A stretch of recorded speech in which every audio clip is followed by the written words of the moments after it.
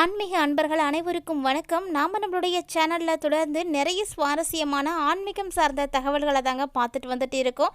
அந்த வரிசையில் இன்றைக்கி நம்ம இந்த பதிவில் என்ன தெரிஞ்சுக்க போகிறோம் அப்படின்னா, வரக்கூடிய சித்ரா பௌர்ணமி நாளை நம்ம எதிர்நோக்கி காத்துட்ருக்கோம் அப்படின்னு தான் சொல்லணும். ஏன்னா எல்லா பௌர்ணமிகளுக்குமே சிறப்பான விசேஷங்கள் இருந்தாலுமே கூட எல்லாத்த விடமே ரொம்ப ரொம்ப ஸ்பெஷலான ஒன்று அப்படின்னா அது சித்ரா பௌர்ணமி தாங்க. ஸோ இந்த சித்திரை மாதத்தில் பிறக்கக்கூடிய இந்த பௌர்ணமி எப்போ ஆரம்பமாகுது, இது என்ன நாளில் இருக்குது, என்ன மாதிரியான வழிபாடுகள் செய்யலாம், குறிப்பாக பௌர்ணமியில் பெண்கள் என்ன மாதிரியான வழிபாடுகள் செய்தீங்க அப்படின்னா சிறப்பான ஒரு முன்னேற்றம் உங்களுடைய வாழ்க்கையில் இருக்கும் அப்படிங்கிறத பற்றி எல்லாம் தான் இந்த பதிவில் நம்ம தெளிவாக தெரிஞ்சுக்க போகிறோம். வீடியோக்குள்ளே போகிறதுக்கு முன்னாடி நீங்கள் இன்னும் நம்ம சேனலை சப்ஸ்கிரைப் பண்ணாமல் இருக்கீங்க அப்படின்னா மறக்காமல் சேனலை சப்ஸ்கிரைப் பண்ணிக்கோங்க. கூடவே பக்கத்தில் இருக்கிற பெல் ஐக்கானையும் கிளிக் பண்ணிக்கோங்க. அப்போ தான் நாங்கள் போடக்கூடிய வீடியோக்கள் எல்லாமே உங்களுக்கு நோட்டிஃபிகேஷனாக உடனுக்குடன் வந்தடையும். நீங்களும் பார்த்து பயன்பெறலாம். வாங்க வீடியோக்குள்ளே போகலாம். ஒவ்வொரு மாதத்திலும் வரக்கூடிய பௌர்ணமியுமே ஒரு குறிப்பிட்ட நட்சத்திரத்தில் தாங்க ஆரம்பமாகுது. அதே போல தான் இந்த சித்திரை மாதத்தில் வரக்கூடிய பௌர்ணமி சித்திரை நட்சத்திரத்தில் தான் ஆரம்பமாகுது. இந்த நாளில் சிவபெருமானை வணங்குறது ரொம்ப ரொம்ப புண்ணியமாக நம்ம கருதுகிறோம். அதே போல் முருகப்பெருமானையும் அம்பாளையும் கூட இந்த பௌர்ணமியில் நம்ம வழிபாடு செய்கிறோங்க. இவர்களை வழிபாடுகள் செய்வதும் ரொம்பவே நல்லது தான். ஸோ அப்படி பார்த்திங்கன்னா வரக்கூடிய சித்ரா பௌர்ணமியானது எவ்வளவு சிறப்பு வாய்ந்தது, இந்த பௌர்ணமியை மேலும் சிறப்பாக்குவதற்கு என்ன மாதிரியான விஷயங்கள் எல்லாம் செய்யலாம், இந்த ஆண்டு பௌர்ணமியினுடைய சிறப்பு அம்சங்கள்லாம் என்னென்ன இருக்குது அப்படின்றத பற்றி எல்லாம் தான் இந்த பதிவில் நம்ம டீட்டெயில்டாக தெரிஞ்சுக்க போகிறோம். பொதுவாக சித்திரை மாதத்தில் வரக்கூடிய பௌர்ணமியை தான் சித்ரா பௌர்ணமி அப்படின்னு நம்ம சொல்கிறோம். இந்த சித்திரை மாதத்தில் வரக்கூடிய பௌர்ணமி பார்த்திங்கன்னா நிறைய சிறப்புகளோடு இருக்குங்க. ஒவ்வொரு மாதத்தில் வரக்கூடிய பௌர்ணமியை காட்டிலும் இது ரொம்பவே வித்தியாசமானது, தனித்துவமானது, ரொம்ப ரொம்ப முக்கியமானது அப்படின்னு கூட சொல்லலாம். ஏன்னா வருடத்தினுடைய முதல் மாதமே சித்திரை மாதம் தான். அந்த சித்திரை மாதத்தில் வரக்கூடிய முதல் பௌர்ணமி இல்லையா, தமிழ் வருட பிறப்புக்களில் வரக்கூடிய முதல் பௌர்ணமிங்கிறதுனால இது ரொம்பவே ஸ்பெஷலான ஒன்று தான். அதுவும் சித்திரை மாதத்தில் வரக்கூடிய பௌர்ணமி ரொம்பவே முக்கியமான ஒரு நாளாக தான் பார்க்குறோம்.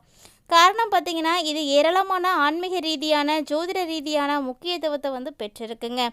பங்குனி மாத பௌர்ணமியில் தெய்வங்களுடைய திருமணங்கள் எல்லாமே நடைபெறும். அதே போல் மகாலட்சுமி, வள்ளி, சாத்தா போன்ற தெய்வங்கள் எல்லாருமே அவதரித்ததாக நம்ம பார்த்துருப்போம்.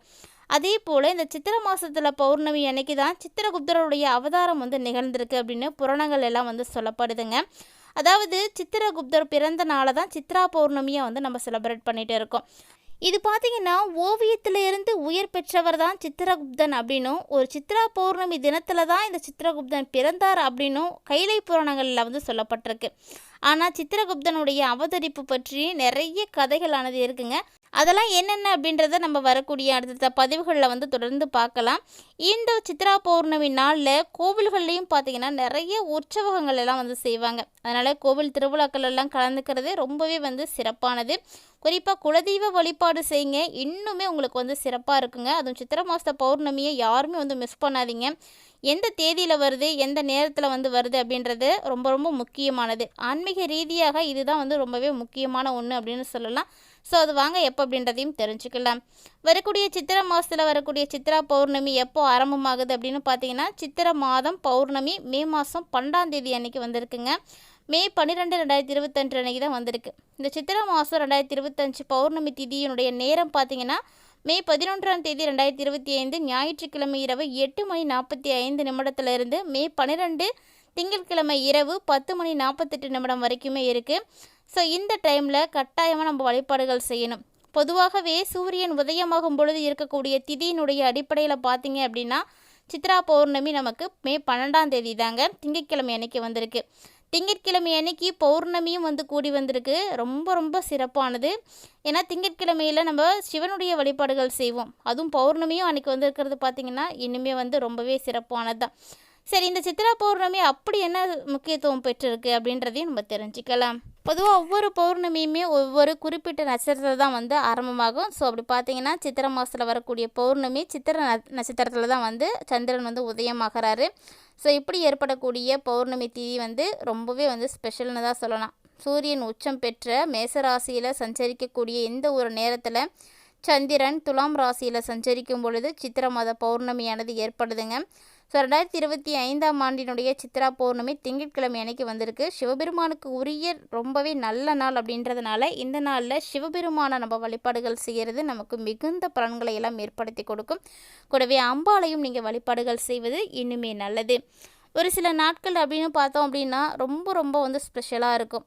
அப்படி என்ன மாதிரியான விஷயங்கள்லாம் செய்யலாம் அப்படின்னா, பொதுவாகவே பௌர்ணமி அப்படின்னா புனித நதிகளில் நீராடுவது, ஒரு சிலர் ஏழை எளியவர்களுக்கெல்லாம் அன்னதானம் கொடுக்கறது, இதெல்லாம் வந்து ரொம்பவே வந்து முக்கியமான ஒன்று தான். அதையும் காட்டிலும் நீங்கள் விரதம் இருந்து வழிபாடுகள் செய்யுங்க, இன்னுமே வந்து நல்ல பலன் கிடைக்கும். இப்போ இந்த சித்ரா பௌர்ணமி நாளில் உங்களுடைய குலதெய்வத்திற்கு போயிட்டு வரதுக்கான வாய்ப்பு கிடைக்குது அப்படின்னா கண்டிப்பாக அவங்களுடைய அனுகிரகம் உங்களுக்கு இருக்குன்னு தாங்க அர்த்தம். தவறாமல் வந்து போய் வழிபாடு செய்துட்டு வாங்க, ரொம்ப ரொம்ப நல்லது.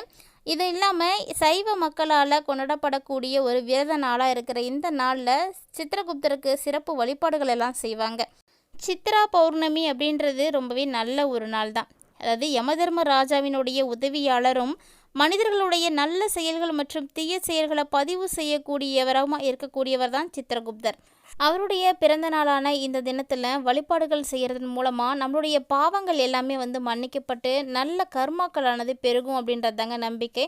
ஸோ கண்டிப்பாக சித்திரகுப்தருக்குரிய வழிபாட்டு தலங்கள் இருக்கக்கூடிய இடங்களுக்கெல்லாம் நீங்கள் அன்றைக்கி போயிட்டு வழிபாடு செய்துட்டு வரலாம். ஸோ அப்படியே ஆலயங்கள் எங்கே பிரசித்தி பெற்று இருக்குது அப்படின்றதெல்லாம் நம்ம வந்து வீடியோக்குள்ளேயே வந்து சொல்லுவோம். ஸோ அதெல்லாம் வந்து ஸ்கிப் பண்ணாமல் பார்த்தீங்கன்னா முழுமையாக பார்த்து தெரிஞ்சுக்க முடியும்.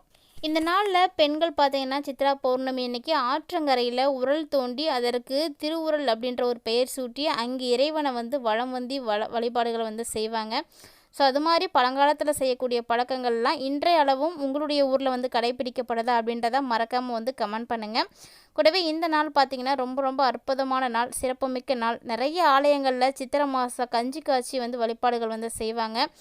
இந்த நாளில் சந்திரனுடைய உதயமும் சூரியனுடைய மறைவும் ஒரே நேரத்தில் வந்து நிகழும் அப்படின்னு சொல்லுவாங்க. அதனால தான் அந்த ஒரு எழிலை பார்க்கறதுக்காக பலரும் கன்னியாகுமரிக்கு போகிறது கூட வழக்கமாக இருக்குது. சித்ரா பௌர்ணமி அன்னைக்கு தான் மதுரையில் இருக்கக்கூடிய கள்ளழகர் வைகை ஆற்றில் இறங்கி மன்னடுக மகரிஷிக்கு வந்து அருள் புரியக்கூடிய வைபவம் வந்து நடக்குங்க.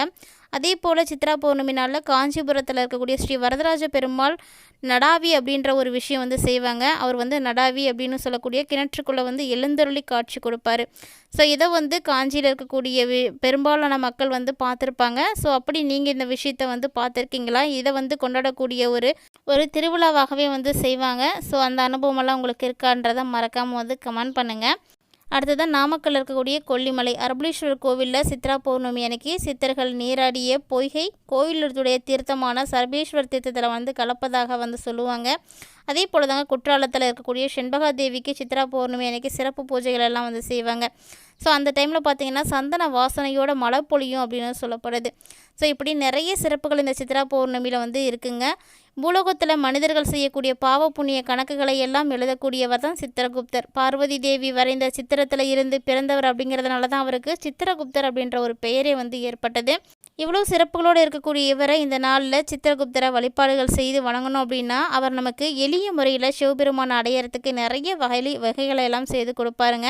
மேலும் இன்னொரு ஸ்பெஷல் இந்த நாளில் என்ன செய்வாங்க அப்படின்னா, அந்த காலத்தில் பூஜை அறையில் ஒரு ஓலைச்சுவடியில் சித்திரகுப்தன் படியளக்க அப்படின்னு எழுதி வச்சு வழிபாடு செய்வாங்களாம்.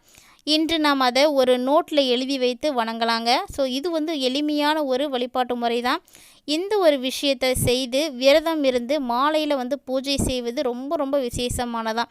இப்படி சித்திரகுப்தன் படியளக்க அப்படின்னு எழுதி வைத்து வழிபாடுகள் செய்வது ரொம்பவே நல்லது. இந்த நாளில் செய்யக்கூடிய சின்ன தானமாக இருந்தாலுமே கூட அதனுடைய பலன் மலையளவாக நமக்கு திரும்ப கிடைக்கும் அப்படிங்கிறது தான் நம்பிக்கை. ஸோ தவறாமல் தானம் செய்து வழிபாடுகள் செய்யுங்க. இந்த நாளை மிஸ் பண்ணாதீங்க. வழக்கமாக பௌர்ணமின்னா நம்ம சிவாலயம் போய் வழிபாடு செய்வோம். அதே போல் தான் இந்த தடவையும் சிவாலயம் சென்று வழிபட்டோம் அப்படின்னாலே சித்திரகுப்தருடைய அருளை வந்து பெற முடியும். இந்த டைமில் நீங்கள் வெளியில் போய் வழிபாடுகள் செய்ய முடியாதவர்கள்லாம் கவலையே படாதீங்க. உங்களுடைய வீட்டிலேயே அவங்கவுங்களுடைய இஷ்ட தெய்வத்துக்கு பால் சமர்ப்பித்து வழிபாடுகள் செய்யுங்க. இது மாதிரி செய்யறதுனால நோய் நொடிகள் எல்லாமே நீங்கி உங்களுடைய ஆயுளவையும் செல்வத்தையும் புண்ணியத்தையும் வந்து அதிகரித்து கொடுப்பார் சித்திரகுப்தர்.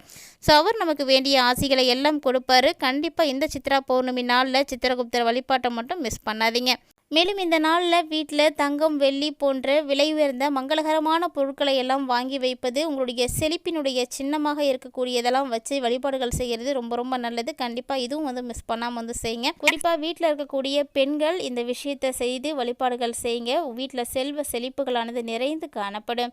இந்த பதிவில் சித்திரகுப்தருடைய பிறந்த நாளான சித்ரா பௌர்ணமியை பற்றின நிறைய சுவாரஸ்யமான விஷயங்களை எல்லாம் பார்த்துருப்பீங்கன்னு நினைக்கிறேன். கட்டாயமாக இந்த ஒரு விஷயங்களையெல்லாம் நீங்கள் செய்யும் பொழுது அடுத்து வரக்கூடிய 20 நாட்களில் மிகப்பெரிய மாற்றங்கள் எல்லாம் நீங்கள் சந்திப்பீங்க. ஸோ இந்த பதிவில் இருக்கக்கூடிய விஷயங்கள் எல்லாம் உங்களுக்கு பிடிச்சிருக்கு அப்படின்னா லைக் பண்ணுங்கள், ஷேர் பண்ணுங்கள், மறக்காமல் கமெண்ட் பண்ணுங்கள். மேலும் இது போல் நிறைய இன்ட்ரெஸ்டிங்கான நியூஸோட மற்றொரு பதிவில் சந்திக்கலாம்.